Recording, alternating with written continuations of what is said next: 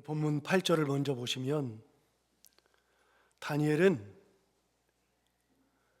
뜻을 정하였다라고 이야기합니다. 뜻을 정하여서 어떻게 했느냐? 왕의 음식과 그가 마시는 포도주를 자기를 더럽히지 아니하리라 하고 자기를 더럽히지 아니하도록 환관장에게 구하였다, 이렇게 이야기를 합니다. 세 가지를 이야기하고 있죠. 그 중에 가장 먼저는 다니엘이 뜻을 정했다는 겁니다. 자기를 더럽히지 않게 뜻을 정한 것이죠. 도대체 자기를 더럽히지 않게 하는 방법이 무엇인가? 환관장이 주는 음식을 먹지 않겠다는 겁니다. 유대인으로서 하나님께서 먹으라고 하신 것과 먹지 말라 하신 것이 분명히 구분되어 있는데 바벨론 사람들은 그런 것에 대한 구분이 없기 때문에 바벨론 사람들이 먹는 아무거나 다 줄 것이 뻔하고 그걸 받아 먹으면 하나님께서 구분해서 이것은 먹지 않아야 된다고 하는 것까지도 먹어야 되니까 그렇게 먹지 않겠다는 겁니다. 그렇게 다니엘이 제공받아야 되는 음식을 뭐라고 표현했느냐? 다시 8절을 보시면 이렇게 말했습니다. 다니엘은 뜻을 정하여 그 다음 뭐라 그러냐면 왕의 음식과 그가 마시는 포도주로 자기를 더럽히지 아니하리라 했다라고 이야기합니다. 다니엘이 제공받게 되는 것은 무엇인가 하면 왕이 먹는 음식과 왕이 마시는 포도주, 그 음식과 포도주를 제공받게 된다는 겁니다. 그거를 거절하겠다는 겁니다. 바벨론 사람의 입장에서는 너무 귀한 먹거리입니다. 왕이 먹는 것을 자기가 먹을 수 있으니까요. 왕이 마시는 포도주를 자기가 마실 수 있으니까요.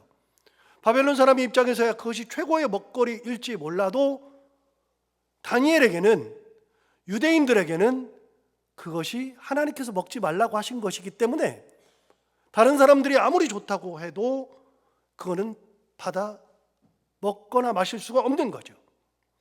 그래서 그걸 먹고 마시면 자기가 하나님의 말씀을 범하는 것이 되고 자기가 더럽혀지는 것이 되기 때문에 그렇게 하지 않기 위해서 자기 뜻을 정해서 한 방법이 있습니다. 어떤 방법을 취했는가?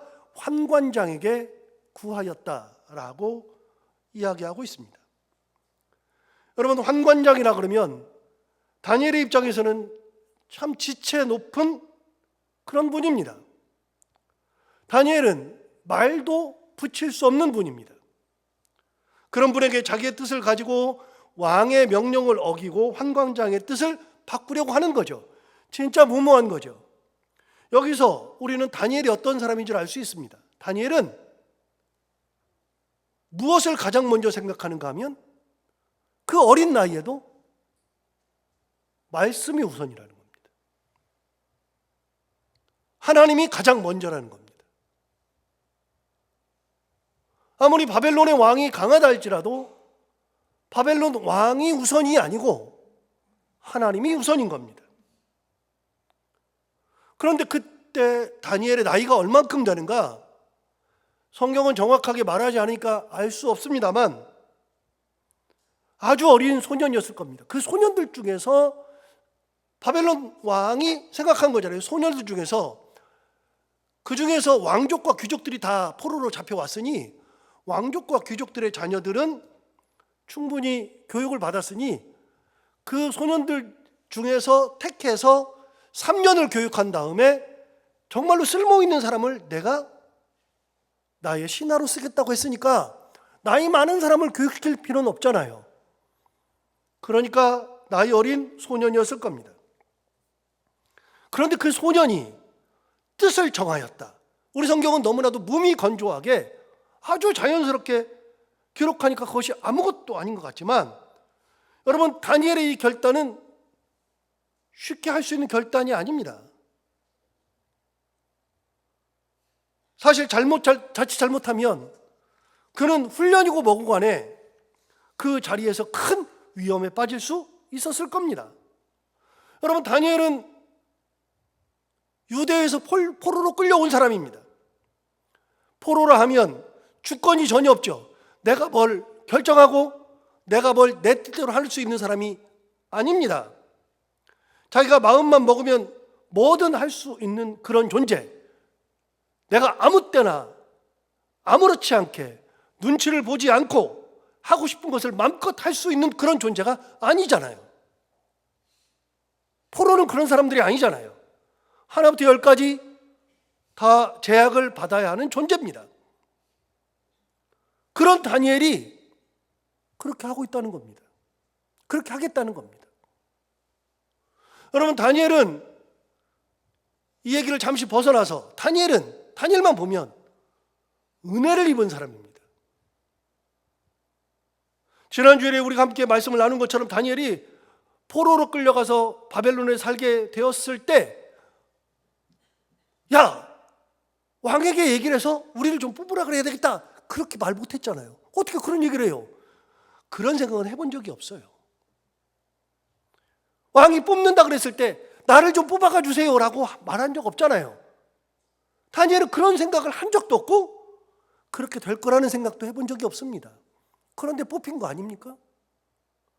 그런데 이 모든 것의 시작은 바벨론 왕 느부갓네살에게서 시작됩니다. 어느 날 갑자기 생각한 겁니다. 아까 말씀드린 것처럼 어느 날 갑자기 유대에서 포로로 끌고 온 사람들이 많은데 그 사람들 중에서는 평민은 없습니다. 하층민도 없습니다. 포로로 끌고 온 사람들은 다 왕족이요, 귀족들이잖아요. 그럼 이 왕족이나 귀족들 끌고 올 때 자녀들이 왔을 텐데 그 자녀들이 왕족 교육도 받고 귀족 교육도 받았을 거란 말이죠. 기본 소양이 돼 있을 거란 말이죠. 어느 날 생각해 보니까 그 자녀들이 머리가 좋은 애들이 많겠네, 괜찮은 애들이 많겠네. 느부갓네살 왕에게 그런 생각이 어느 날 문득 든 겁니다. 누가 얘기해 준 게 아니에요. 느부갓네살 왕이 그냥 생각이 난 겁니다. 그래서 그들 중에서 뽑아가지고 3년을 가르치되 바벨론의 언어도 가르치고 학문도 가르치면 3년 지나면 진짜 쓸만한 애들이 많겠네, 걔네들 데려다가 나중에 써야지 라는 생각을 어느 날 갑자기 문득 한 겁니다. 여러분, 이런 생각을 느부갓네살 왕이 할 때 아무도 몰랐습니다. 신하도 몰랐습니다. 만약에 그런 생각을 신하들이 하고 바벨론 왕 느부갓네살에게 왕이여, 이런 생각이 어떻습니까? 라고 신하들이 얘기하면 바벨론 왕 느부갓네살이 들어줄지 안 들어줄지 그건 모르겠습니다. 말도 안 되는 소리야, 포로들을 왜? 라고 할 수도 있죠. 될지 안 될지도 모르죠. 그런데 이것이 된 거는 느부갓네살 왕이 갑자기 그런 생각을 한 겁니다. 왜 그런 생각이 있는지 몰라요. 모르지만 그런 생각을 한 거예요. 그래서 그런 애들 뽑으라고 한 거예요. 일방적으로 지시한 거예요. 왕이 한 거니까 지금까지 된 거예요. 그렇게 뽑힌 사람이 다니엘 아닙니까? 새 친구들 아닙니까? 그들은 내가 되고 싶다고 해서 된 사람들이 아니에요. 내가 뽑히고 싶은 게 없어요. 그런 생각을 해본 적도 없어요. 그런데 뽑힌 거예요. 그게 뭐예요? 은혜라고요, 은혜. 내가 할 수 있는 것을 하는 것은 은혜가 아니에요. 예를 들어서 내가 물건을 사야 되는데 물건이 10만 원이에요.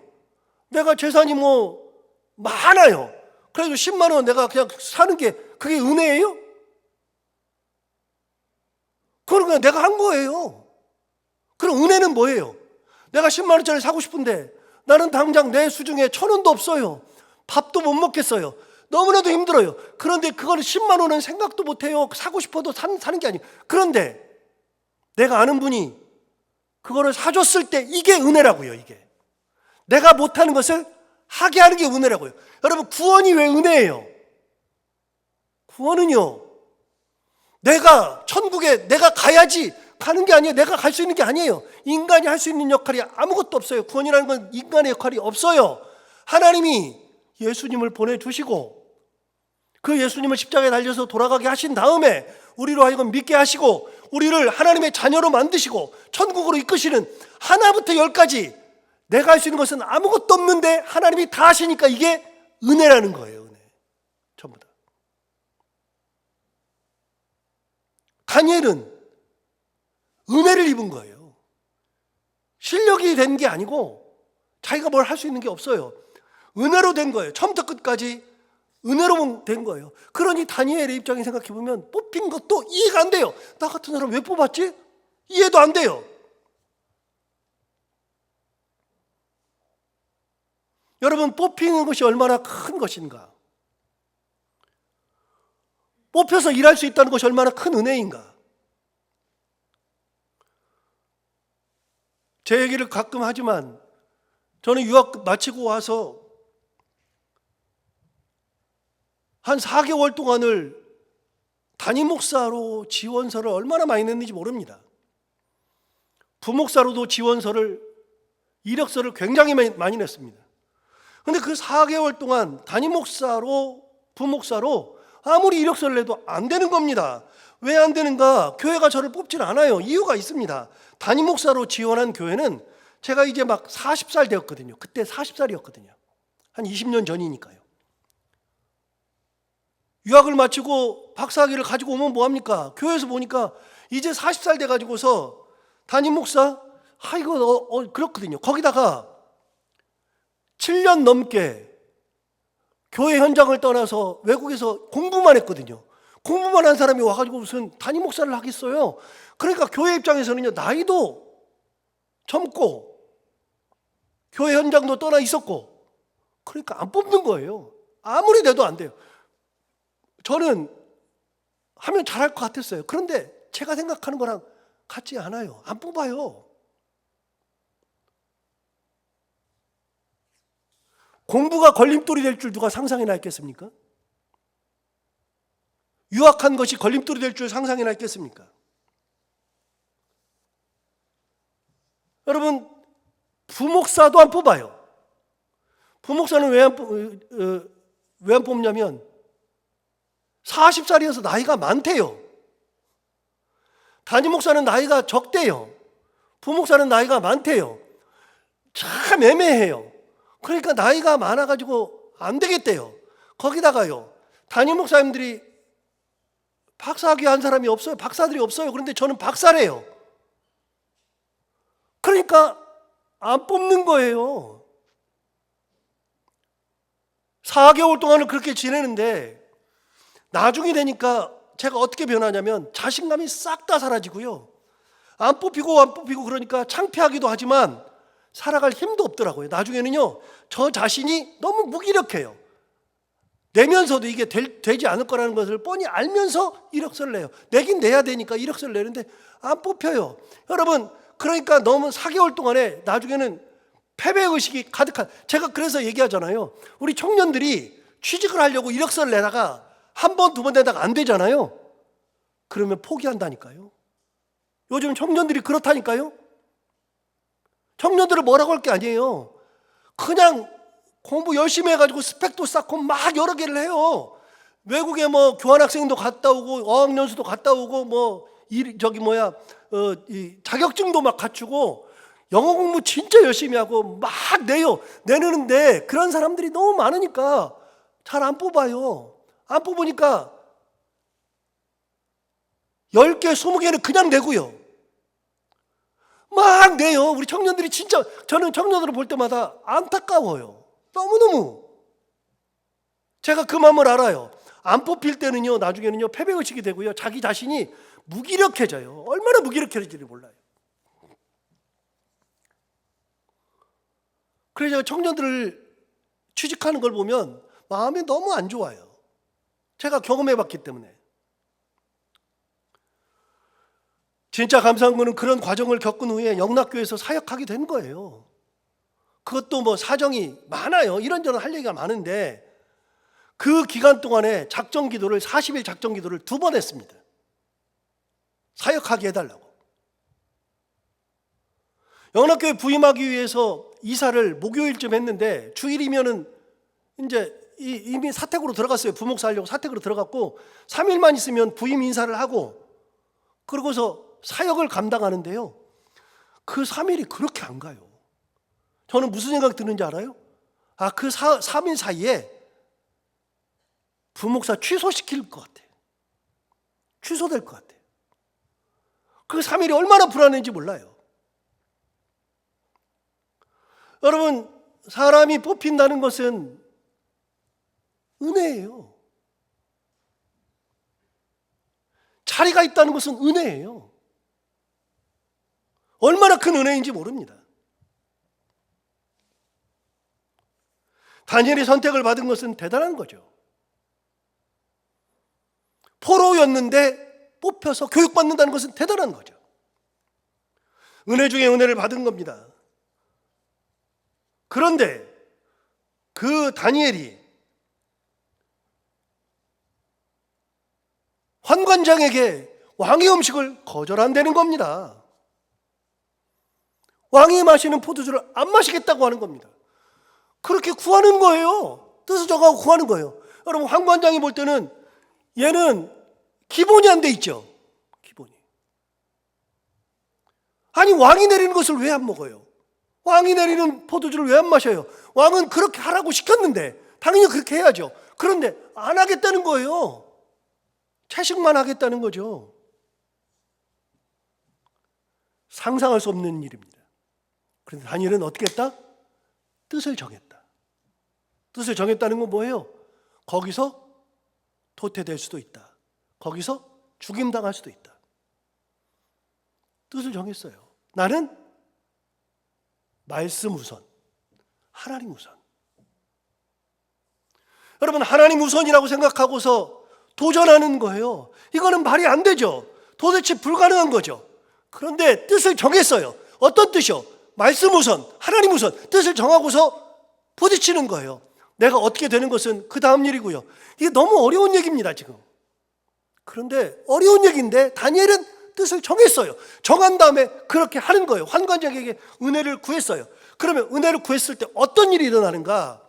그 다음은 이제 다니엘의 모든 것에서 다니엘은 다 이제 끝났어요. 더 이상 다니엘의 손을 떠났어요. 누가 어떻게 해야 돼요? 환관장이 마음을 그렇게 해서 해주든가, 아니면 환관장이 마음이 강팍해서 다니엘을 죽이든가, 다니엘을 거기서 쫓아내든가, 어떻게든 다니엘은 이제 말하는 순간에 다니엘의 손에 있던 거는 다 끝났어요. 다니엘에서 벗어났어요. 그럼 어떻게 되느냐? 9절에 보면 그 답이 나오잖아요. 8절 다음에 9절에 이렇게 나오잖아요. 자, 9절은 너무나도 은혜되는 말씀이에요. 어떻게 됐냐? 하나님이 다니엘로 하여금 환관장에게 은혜와 긍휼을 얻게 하신지라. 여러분, 환관장이 은혜와 긍휼을 베풀어 주는 거예요. 그런데 여러분, 환관장이 은혜와 긍휼을 베풀 때 환관장이 너 참 좋은 생각이네, 너 율법 지키네, 그러면 돼요? 이 사람은, 환관장은 바벨론 사람인데요, 하나님은 무슨 하나님이에요? 하나님 섬기는 그 나라에서 다 포로로 잡아왔는데 하나님이 뭐 얼마나 대단하다고 그러잖아요. 그런데 중요한 게 있어요. 단어 중에 가장 중요한 건 하나님이 환관장에게 은혜와 긍휼을 얻게 하셨다. 다니엘은 뜻을 정하고 역사는 누가 하시는가 하면 하나님이 역사하신다는 겁니다. 하나님이 은혜를 주시는 거죠. 그런데 어떤 방법으로 은혜와 긍휼을 받았는지 몰라요. 환관장이 어떻게 은혜와 긍휼을 내리는지를 몰라요. 그런데 여러분, 중요한 게 있어요. 중요한 건 뭐냐면, 우리가 하나님의 말씀대로 살고 하나님 말씀 우선, 하나님 우선으로 살면, 내가 뜻을 정하고 그 길을 가면 그 길이 도전하는 길이요, 잘못되는 길일 수도 있어도 그래도 그 길을 가면 하나님께서 반드시 역사하신다는 거죠. 어떤 역사냐? 그 모든 것을 그 뜻대로, 하나님의 말씀대로 살아갈 수 있도록 하나님의 은혜를 내리시는 역사. 지금은 이 방법이 어떤 방법이냐? 환관장이 은혜와 긍휼을 베풀어야 하는 그런 상황이니까 하나님께서 환관장의 마음을 만져서 환관장이 그렇게 은혜와 긍휼을 베풀어 주는 거예요. 성경에는 이런 내용이 너무나도 많습니다. 하나님께서 만지면 다 되는 겁니다. 제가 이런 얘기는 굉장히 많이 하는데, 요즘에 이야기로 해보면, 요즘에 우리가 새벽기도 하면서 사울왕이 다윗을 7번이나 죽이는 얘기를 계속했습니다. 사울왕이 다윗을 죽이려고 진짜 집요하게 끝까지 계속해서 죽이려고 그래요. 죽이려고 하는데 여러분, 이유가 뭐냐면 다윗이 살아있으면 자기 아들 요나단이 왕이 못 되거든요. 내 아들 우선이거든요. 내 아들이 다니엘 때문에 왕이 못 되니 다윗을 죽여야죠. 그래서 사울이 왕이 다윗을 죽이려고 해요.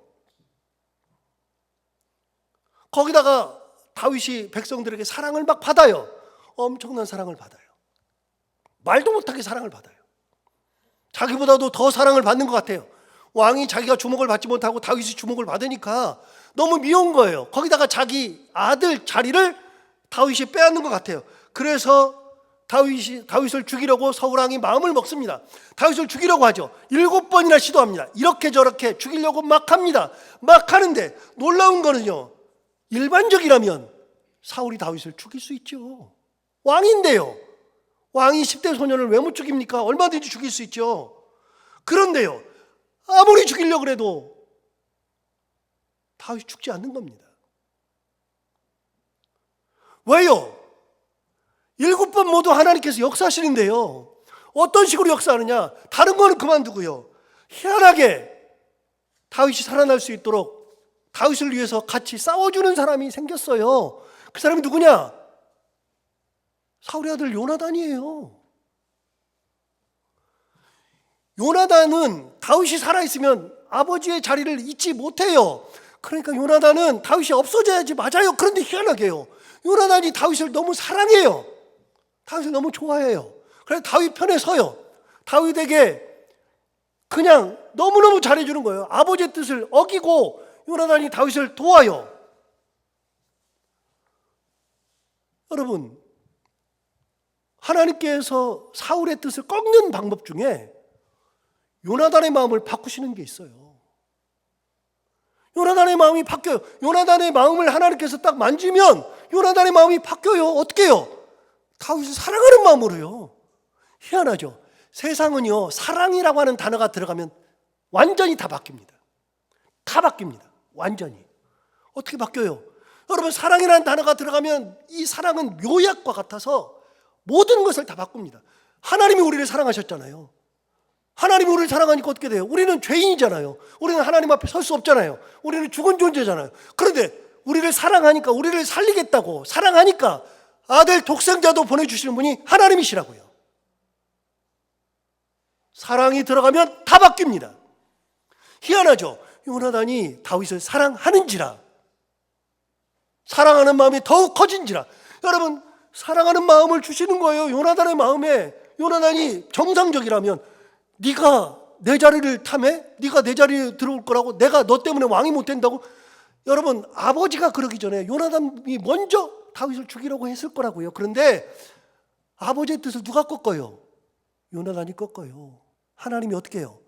사람을 동원하셔요. 요나단의 마음을 어떻게 바꿨어요? 만지니까 갑자기 사랑의 마음이 생겨가지고 요나단이 다윗을 너무 좋아하는 거예요. 안 꺾이는 거예요. 여러분, 요나단만 그러는 게 아니라요, 다윗의 아내이자 사울의 딸이었던 미갈도 그럽니다. 미갈은요, 사울의 딸이에요. 사울의 딸인데 다윗의 아내가 돼요. 왜요? 다윗을 사랑했거든요. 원래는 미갈의 자리가 아니에요. 다른 자기 언니가 있었는데 그 언니는 다윗을 좋아하지 않아요. 그러니까 그냥 때가 돼가지고 그 언니는, 원래 시키려고 했던 그 언니는 다른 사람한테 보내고, 미갈이 다윗을 너무 사랑하거든요. 그러니까 아버지가 그 미갈을 다윗에게 줘서 다윗의 부인으로 만들었어요. 미갈이 너무 사랑하니까요. 어느 날 갑자기 남편이 돌아왔는데, 남편이 어떻게 왔는데, 남편 다윗이 돌아왔는데 돌아가지고 얼굴이 사색이 됐어요. 왜 그러세요? 물어보니까 얘기를 해주는 거예요. 무슨 얘기예요? 아버지가, 장인어른이 나를 죽였다고 단창을 나한테 던졌는데 내가 그걸 피해서 지금 도망오는 길이다. 그러니까 그걸 듣는 순간 미갈이 깨달았어요.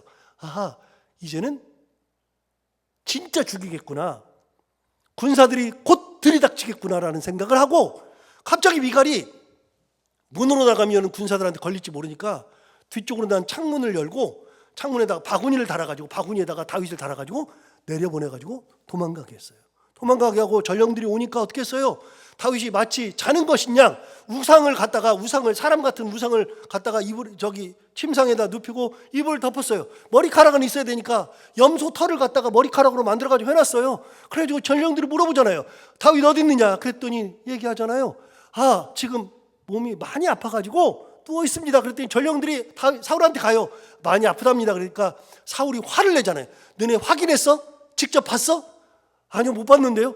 너 직접 확인하고 만약에 다윗이면 침상째 들고 와. 내가 죽일 테니까. 여러분 가서 다시 확인하고 딱 들어봤더니 우상이 누워 있는 거예요. 염소털로 된 머리를 쓰고. 그걸 보고서 사울에게 가서 전령들이 얘기하니까 사울이 미갈을 부르잖아요. 자기 딸을 부르잖아요.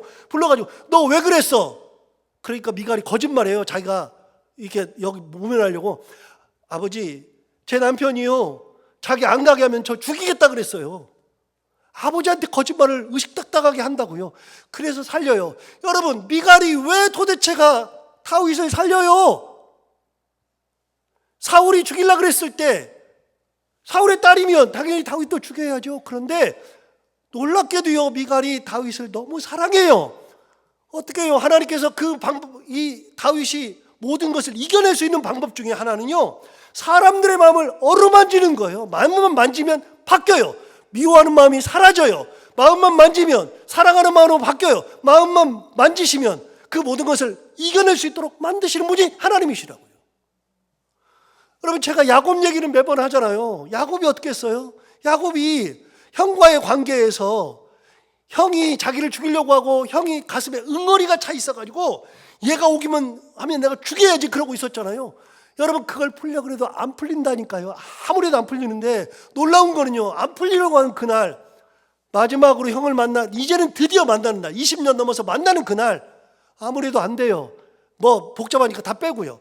그냥 만나는 그날, 야곱이 보니까 내일 만나면 죽겠거든요. 그래서 야복강가에서 혼자 무릎 꿇고 기도하는데 하나님 보낸 사자가 지나가잖아요. 그래서 그 사람을 붙들었어요. 야곱이 딱 보니까 하나님의 천사예요. 딱 붙들었어요. 붙들어가지고 나에게 축복하기 전에는 못 놓습니다. 축복하십시오. 그랬더니 야, 놔. 그러면서 밤새 씨름했죠. 밤새 씨름하고 아침에 동틀 때 천사가 얘기하잖아요. 야, 동튼다. 나 가야 된다. 야곱이 또 얘기합니다. 나를 축복하기 전에는 절대로 못 놓습니다. 그때 발로 차가지고 환도뼈 부러졌잖아요. 평생 불구로 살잖아요. 환도뼈 부러뜨렸어요. 제가 항상 하는 얘기지만 여러분, 천사가 새벽녘에 발로 차가지고 환도뼈를 부러뜨렸어요. 질질질 매달렸다고요. 그러면 그 천사가 손은 못 부러뜨려요? 다윗의 모가지는 못 비틀어요? 야곱의 모가지는 못 비틀어요? 여러분, 천사가 능력이 없어요. 힘이 없어요. 그런데 놀랍게요, 밤새 붙들려 있어요. 밤새 붙들려 있다는 것은 천사가 처음부터 이길 의도가 없었다 그 말이에요. 천사는 처음부터 하나님의 뜻을 따라서 야곱에게 져주려고 내려오는 거라니까요. 은혜 주시려고 하나님께서 천사를 내려보내신다니까요. 그걸 확인했어요. 그래서 밤새, 여러분 사실은요, 처음에 붙들었을 때 손목 다 부러뜨리고 발목 부러뜨리고 손목 부러뜨리면 어떻게 잡아요? 머리 부러뜨리면 죽어버리지. 다 할 수 있었는데 안 했어요. 잡혀 있었어요. 그냥 잡혀준 거예요. 아침이 돼가지고서 천사가 떠나면서 너 이름 뭐냐? 야곱입니다. 이름 바꿔라. 이스라엘이라고 바꿔라. 그래서 이스라엘이 되잖아요. 이스라엘이란 말이 그래서 나오는 거예요. 그런데 그리고서 아침에 형을 보는데, 형을 만나러 갔는데 형이 400명의 군사들이 칼을 들고 왔는데 그 400명 만났을 때 갑자기 형이 오더니 칼을 내려놓고 막 뛰어와서 야곱을 부둥켜 안고 입을 맞추면서 내 동생 살아있느냐? 그러면서 그 동생에게 막 다가와서 형이 그런다고요. 여러분, 이게 뭐가 바뀌었어요? 하나님이 밤새 에서의 마음 만진 거예요. 에서의 마음이 변한 거예요. 그게 뭐예요? 하나님이 은혜와 긍휼을 주시는 거예요.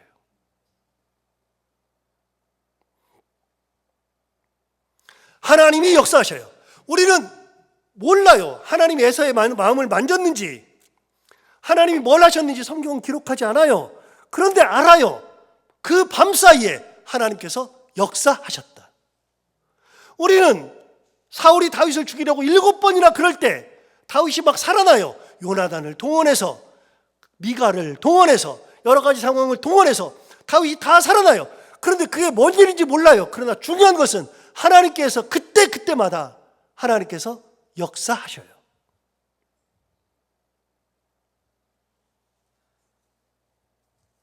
여러분, 하나님께서 역사하신 걸 누가 어떻게 알아요? 모르죠. 물밑에서 일어났는데 어떻게 알아요? 그 야밤에 일어난 일을 어떻게 아냐고요?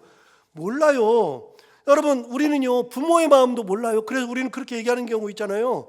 부모가 이제 자식이 결혼한 다음에 나중에 뭐라고 말하냐면, 내가 결혼해서 애 낳고 애 키워보고 이제 이 나이 되어 보니 그때 엄마만 말겠다. 이런 소리 많이 하잖아요. 그때 엄마만 말 어떻게 하냐고요. 엊그저께 TV 보니까 평생 동안 장사하신 분이 나왔어요. 아버지 엄마가 나왔어요. 연세가 70이 넘어가지고 그랬어요. 자식들이 50줄에 다 들어섰어요. 그런데 그 부모님이 장사하느라고 뭐라고 말씀하시냐면, 그때는 먹고 살 게 너무 없어서 장사하지 않으면 애들을 키울 수가 없어가지고 하루도 안 쉬고 일을 했대요. 하루도 안 쉬고 일을 하는데 애가 졸업식 할 때 단 한 번도 가본 적이 없고 애랑 같이 놀러 가본 적이 한 번도 없대요. 그래가지고 그게 가슴이 아프대요. 그런데 그 자식이 50 다 된 그 자식이 뭐라 그러냐면, 그때는 엄마 아빠가 그렇게 미웠대요. 근데 지금 와서 보니까 엄마가 아빠가 어떻게 살았는지를 알겠다는 거예요. 여러분, 내 자식 입에 뭔가를 집어넣어야 되잖아요. 자식은요, 그런 걸 몰라요. 놀아주길 바래요. 놀재요. 같이 어디 좀 가재요. 같이 밥 먹재요. 애는 그래요. 그런데 그렇게 할 시간이 어디가 있어요? 애를 키워야 되는데, 애를 먹여야 되는데 그럴 시간이 어디가 있어요? 그러니까 죽으나 사나 비가 오나 눈이 오나 나가서 돈을 벌어요. 돈 벌어가지고 자식들 키웠어요. 그래가지고 자식들이 그때는 그렇게 원망하고 그러는데, 나이 들어 보니까, 이제 되어 보니까 엄마 아빠가 왜 그랬는지를 이제야 알겠다. 다 그래요. 어리면 부모가 무슨 생각을 하고서 어떻게 살으셨는지를 몰라요. 모르지만 중요한 것은 물밑에서 나도 모르는 사이에 역사가 일어나잖아요. 저도 커보니까 우리 엄마가 어떻게 하셨는지 이제 제가 알아요. 어떤 마음이었을지 이제 알아요. 그때 우리 엄마가 왜 그랬는지 이제 알아요. 물밑에서 나도 모르는 사이에 뭔가가 막 이루어지는데 그걸 이제 알아요. 이제.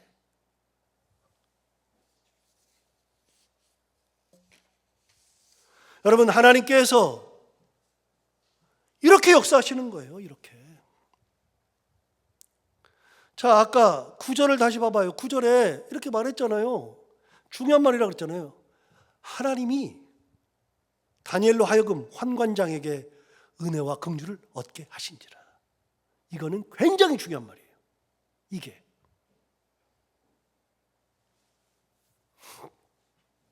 하나님께서 그렇게 역사하시는 겁니다. 그래서 내가 생각하는 대로 되는 게 아니에요.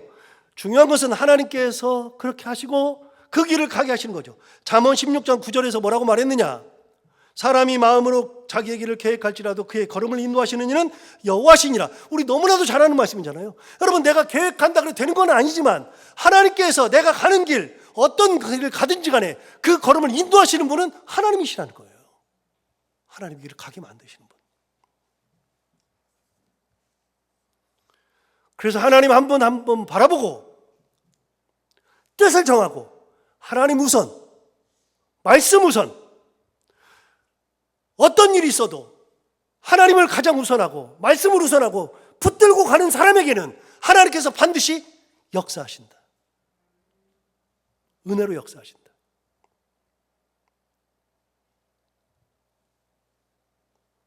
하나님 바라보고 갈 때 한눈 팔지 않고 하나님만 바라보면 살아계신 하나님께서 그렇게 하시는 거죠. 여러분, 하나님께 우리가 인생을 드리면 나의 인생을 드리면 하나님께서 그 인생을 하나님의 길로 인도하시는 겁니다. 하나님께 내 몸으로 헌신하면 하나님께서 그 헌신을 가장 귀한 것으로 갚아주시는 겁니다. 하나님 앞에 내가 물질로 드리면 하나님께서 더 큰 은혜로 갚아주시는 겁니다. 여러분, 하나님 앞에 내 마음과 뜻과 정성을 다해서 하나님을 바라보고 말씀 붙들고 하나님 한 분 따라가면 하나님께서 우리가 가는 길 동안 절대로 굶겨 죽이지 않습니다. 하나님은 광야에서 200만 명을 40년 동안 먹이신 분이 하나님이세요. 그건요, 말로 해도 끝이 없어요. 고기 먹고 싶다고 하니까 없던 메추라기를 한 달 동안 먹이신 분이 하나님이세요. 한 달 동안 고기를 먹으니까 이제는 지겹다 그러니까 하나님께서 고기를 그치게 하셨어요. 메추라기를 200만 명에게 한 끼도 아니고 한 달을 먹이신 분이 하나님이세요. 광야에서 만나를 40년 먹이신 분이 하나님이세요. 놀랍게도요, 광야 생활하는 사람들 중에서 굶어 죽은 사람이 한 명도 없습니다. 목말라 죽은 사람이 한 명도 없습니다. 그 광야에서 내가 하나님 앞에 뜻을 정하면 하나님 역사하셔요. 인도하셔요.